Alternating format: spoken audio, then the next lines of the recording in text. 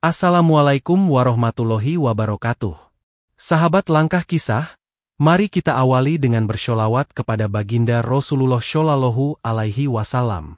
Jangan lupa tekan tombol subscribe agar tidak tertinggal kisah penuh hikmah dan pembelajaran dari Langkah Kisah.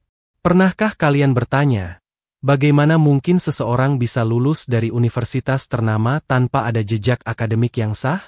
Lalu, jika skripsinya tak dapat dibuktikan keasliannya, bagaimana proses kelulusannya bisa terjadi? Malam itu, suasana di ruang arsip lama Universitas Gadjah Mada begitu senyap. Di balik lampu neon yang berkedip redup, 3 orang berdiri tegak menghadap lemari besi tua yang tampak belum dibuka bertahun-tahun lamanya. 2 di antaranya adalah penyidik dari Bareskrim Polri. Satunya lagi adalah dosen senior, yang sejak pagi tadi sudah terlihat gelisah. Di tangannya tergenggam sebuah kunci kecil berwarna perak kusam. Ini katanya lemari tempat arsip skripsi mahasiswa tahun 90-an. Ucap sang dosen pelan. Tangannya gemetar saat memasukkan anak kunci ke lubangnya. Klik. Lemari terbuka perlahan. Bau kertas tua segera menyeruak. Di dalamnya, puluhan map berjajar rapi. Tapi salah satu penyidik langsung menunjuk satu map berwarna hijau lumut di sudut lemari. Ini dia. Tulisannya, Mulyono. Map itu tampak berbeda.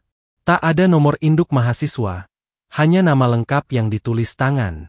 Kertasnya tampak lebih putih dari yang lain. Penyidik lainnya membuka map tersebut. Di dalamnya hanya ada beberapa lembar naskah skripsi, 1 halaman pengesahan, dan lembar pembimbing yang ditandatangani dosen. Namun semuanya terasa janggal.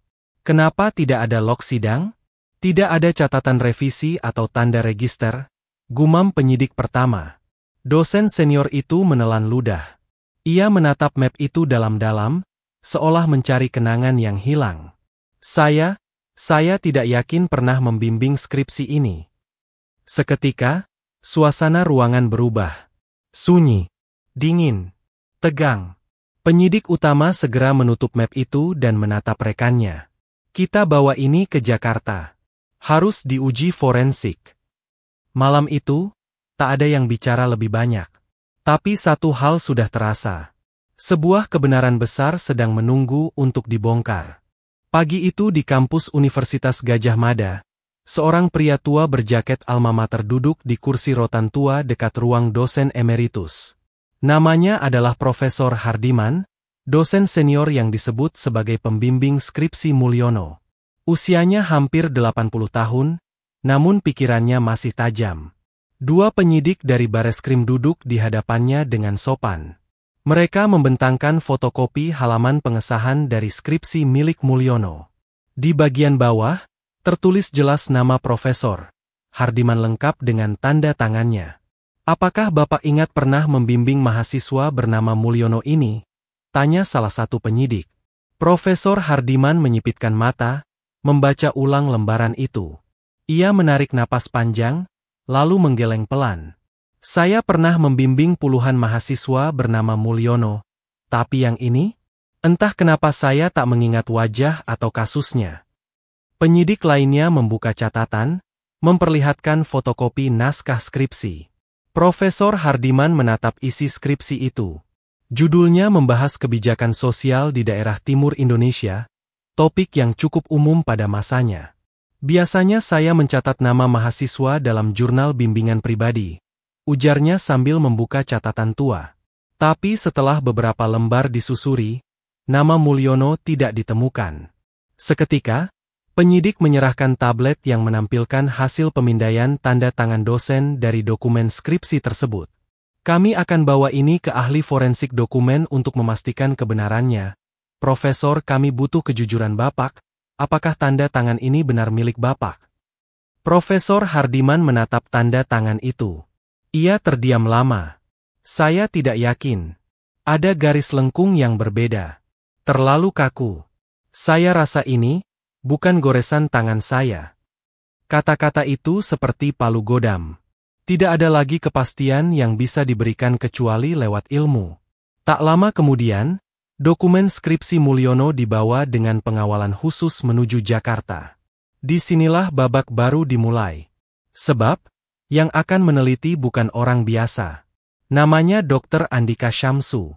Ia ahli forensik dokumen yang telah bersaksi di berbagai pengadilan tinggi, mengungkap ijazah palsu hingga surat nikah fiktif di berbagai daerah. Ketika nama Mulyono sampai di mejanya, Dr. Andika hanya bertanya satu hal. Apakah kalian siap mendengar kebenaran yang mungkin tak ingin kalian dengar? Laboratorium forensik dokumen di Jakarta pagi itu terlihat lebih sunyi dari biasanya. Di dalam ruangan bertekanan udara khusus, Dr. Andika Syamsu duduk di hadapan dokumen skripsi milik Mulyono. Kacamata pembesarnya terpasang, dan kamera mikroskop digital telah siap merekam setiap detail kecil dari kertas berumur puluhan tahun itu. Di tangannya, selembar halaman pengesahan. Kertasnya terlihat lebih cerah dibandingkan halaman lain. Ia memeriksa serat kertas menggunakan cahaya ultraviolet. Hasilnya langsung terlihat di layar. Ini aneh, gumam Dr. Andika. Ia kemudian meneteskan cairan khusus di atas permukaan halaman. Reaksi kimia muncul. Lalu ia lanjutkan dengan memindai tinta tanda tangan menggunakan spektrometer tinta. Warna tinta berbeda. Bahkan usia tintanya pun tidak seragam. Tinta tanda tangan pembimbing lebih baru dibanding tinta isi naskah lainnya. Dengan metode lain, ia memindai tekanan goresan tanda tangan pada halaman tersebut. Ternyata tidak ada lekukan fisik, hanya transfer tinta permukaan.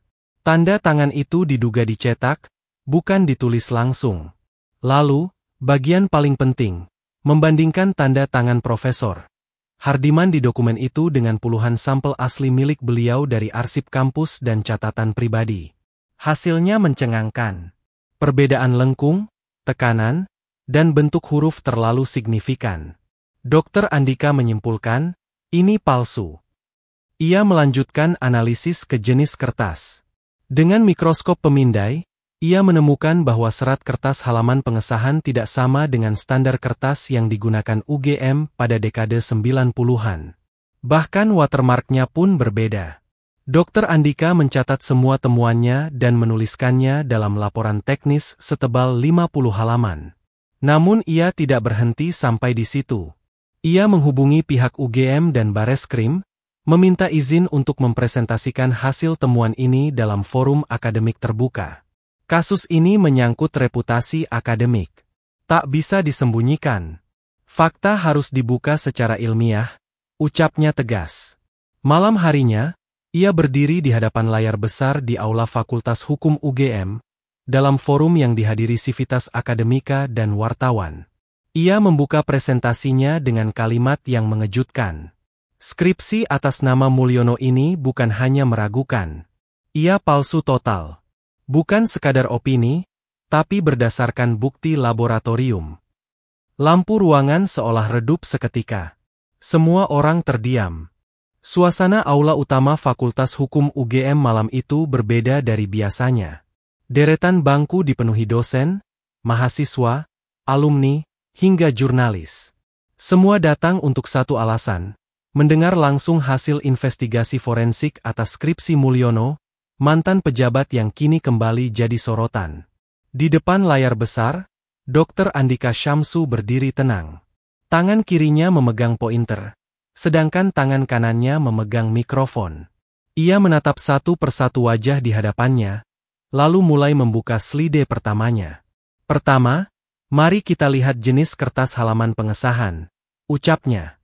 Layar menampilkan gambar pembesaran serat kertas, dibandingkan dengan kertas standar yang dipakai UGM pada tahun 94. Bedanya mencolok. Kertas pada skripsi Mulyono lebih tebal, tanpa watermark resmi universitas. Slide berikutnya menampilkan hasil analisa tinta. Berikutnya, ini spektrum tinta halaman isi dan halaman pengesahan. Dua warna yang sama di mata telanjang, tapi sangat berbeda di bawah alat, jelasnya. Tinta di halaman pengesahan ternyata tidak berasal dari jenis tinta pena yang lazim digunakan pada era itu. Hasil laboratorium menunjukkan itu tinta printer inkjet modern. Gemuruh pelan terdengar di ruangan. Lalu, puncaknya, tanda tangan dosen pembimbing. Dr. Andika menampilkan citra mikroskopik dari tanda tangan Profesor Hardiman di skripsi Mulyono, dibandingkan dengan 15 sampel tanda tangan asli. Lihat arah lengkung huruf H di tanda tangan asli, selalu melengkung ke dalam. Tapi di dokumen ini, lurus dan kasar. Tidak ada tekanan pena. Ini hasil cetak, bukan goresan. Ia menatap hadirin. Suaranya tetap tenang, tapi tegas. Kesimpulan saya, berdasarkan bukti ilmiah dan pengujian berlapis, dokumen ini adalah hasil rekayasa. Ia tidak memenuhi syarat autentikasi dokumen akademik. Seketika, aula sunyi. Tak ada tepuk tangan. Hanya bisik-bisik pelan yang mulai menyebar. Salah satu dosen muda berdiri dari bangkunya. Kalau benar skripsi itu palsu, bagaimana Mulyono bisa lulus? Tanyanya dengan suara nyaris gemetar. Dr. Andika tak menjawab. Ia hanya menunduk, lalu memutar ke layar terakhir. Di sana tertulis satu kalimat. Apa yang kita luluskan hari ini, akan membentuk wajah bangsa esok hari. Setelah forum ilmiah itu, tak ada yang bisa tetap tenang. Kabar tentang skripsi palsu Mulyono menyebar cepat, lebih cepat dari yang dibayangkan. Bukan lagi gosip, bukan sekadar testimoni.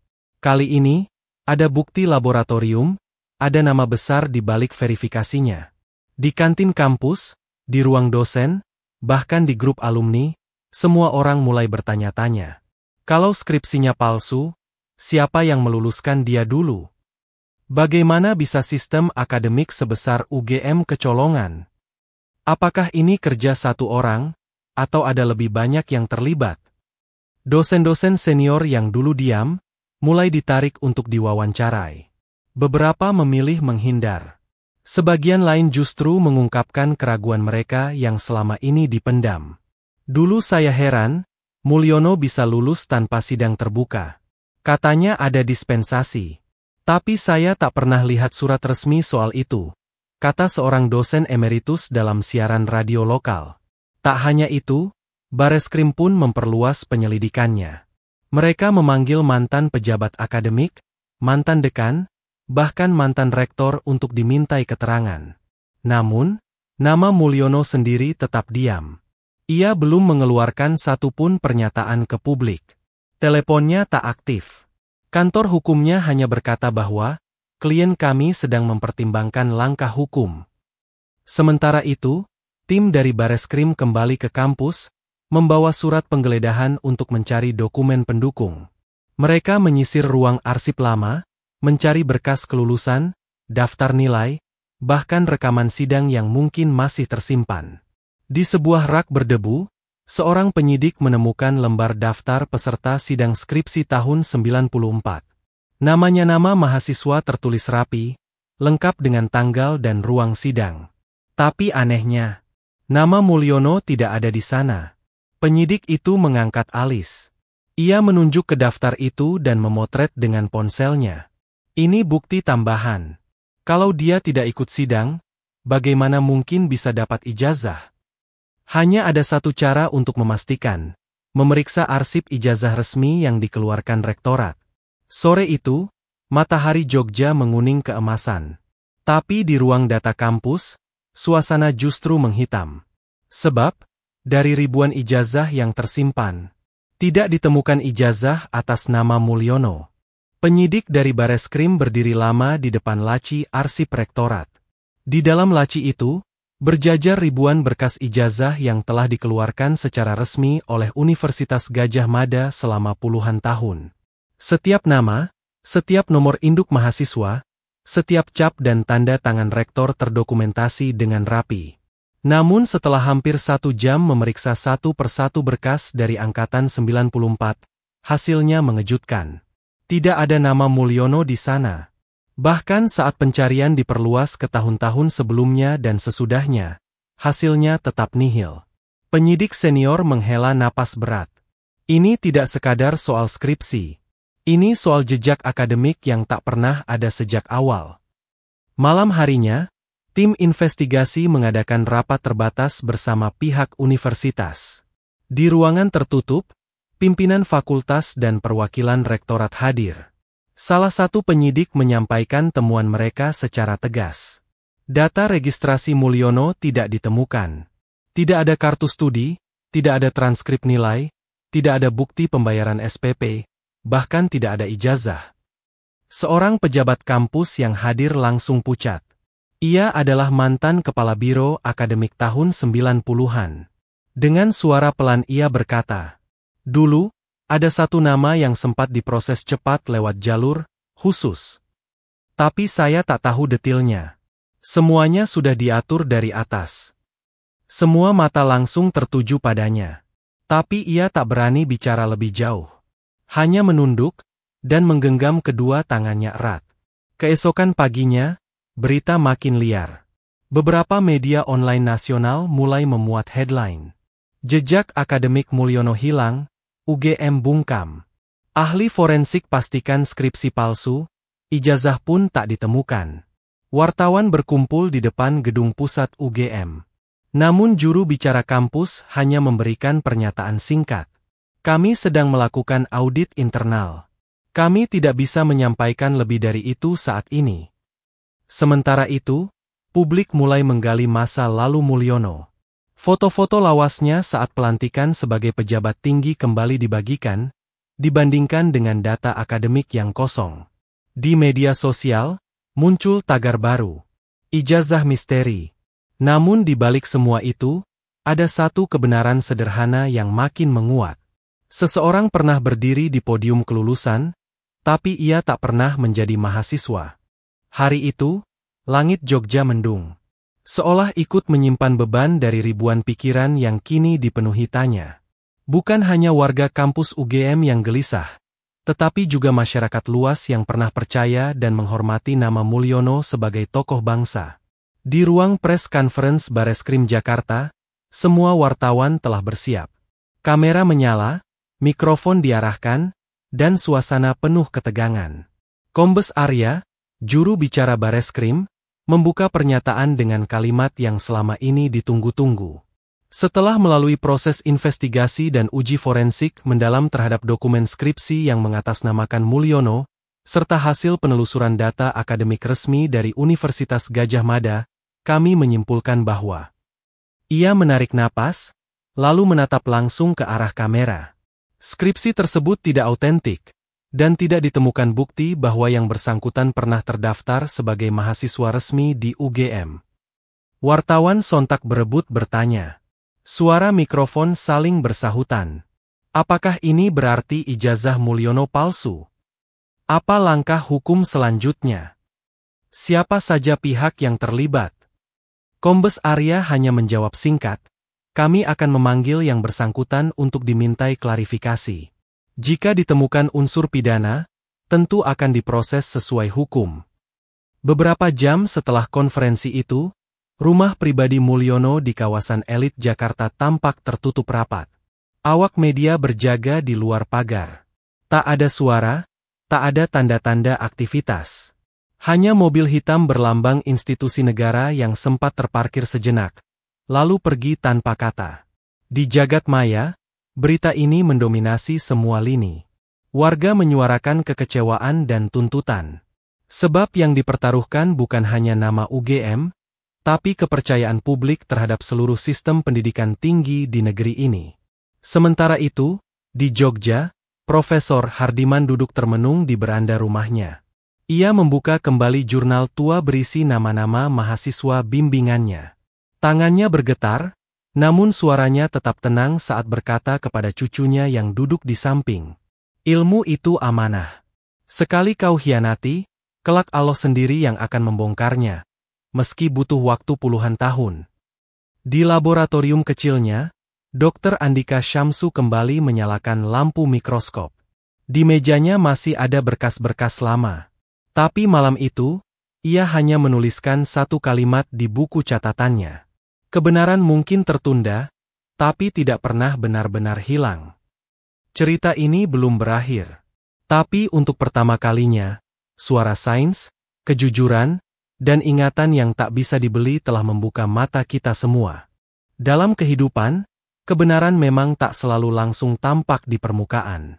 Tapi sebesar apapun upaya untuk menyembunyikannya, pada akhirnya ia akan muncul, dibawa oleh waktu, kesabaran, dan keberanian orang-orang yang menjunjung kejujuran. Kisah ini mengingatkan kita bahwa gelar dan jabatan bukanlah jaminan integritas, apalagi jika dibangun di atas kebohongan. Ketika ilmu dijadikan alat untuk tipu daya, maka kehancuran bukan hanya menimpa pelakunya, tapi juga mencoreng institusi dan merusak kepercayaan publik. Tapi di saat yang sama, kita masih bisa berharap. Masih ada para ahli yang jujur, penyidik yang tak gentar, dan suara nurani yang tidak bisa dibungkam. Jangan pernah meremehkan kekuatan satu lembar kertas. Sebab darinya, harga diri, masa depan, dan kepercayaan jutaan orang bisa dipertaruhkan. Semoga kita semua termasuk orang-orang yang diberi kekuatan untuk membela kebenaran, dan dijauhkan dari tipu daya dunia yang menyesatkan. Jangan lupa untuk bersholawat kepada baginda Nabi Muhammad Shallallahu Alaihi Wasallam, karena dengan bersholawat hati kita dijaga dari keburukan dan lidah kita diarahkan kepada kebaikan. Silakan subscribe channel Langkah Kisah untuk terus mengikuti kisah nyata yang menggugah hati, membuka pikiran, dan mengajak kita merenung lebih dalam tentang arti kejujuran dan tanggung jawab. Sampai jumpa di kisah nyata berikutnya. Wassalamualaikum warahmatullahi wabarakatuh.